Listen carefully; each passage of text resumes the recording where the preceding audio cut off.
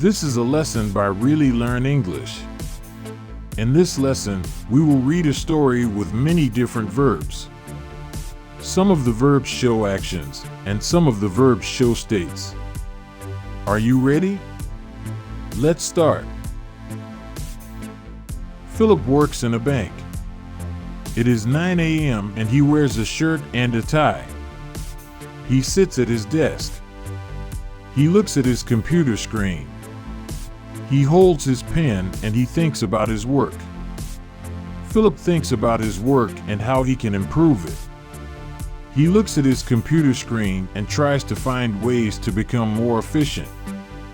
He also thinks about how he can better serve his customers. He always looks for ways to improve his work and become more successful.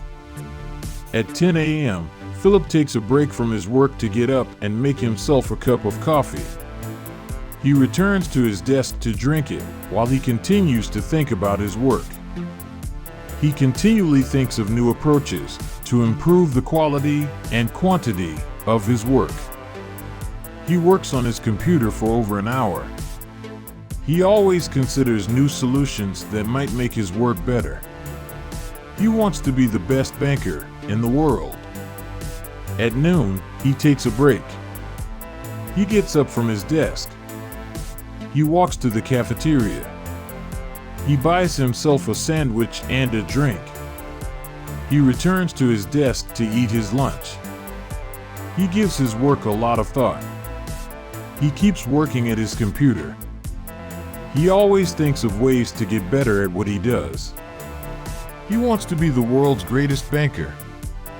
At 5 p.m., he finishes his work for the day. He gets up from his desk. He says goodbye to all his colleagues. He walks to the elevator. He pushes the button. He drives home. Philip feels like he works so hard the entire day. And he thinks so hard. He thinks all the time. But he only helped 2 or 3 people today. Is it possible that he needs to think less and work more? He'll have to think about that tomorrow. The end. How was your day today? Did you get a lot done? Or were you just so busy thinking about everything that you didn't get much accomplished? We've all been there before.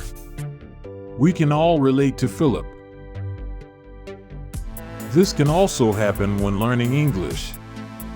The best solution is to study English in a step-by-step approach that is both interesting and fun. Our ebooks for English learners are ideal for that. Give them a try.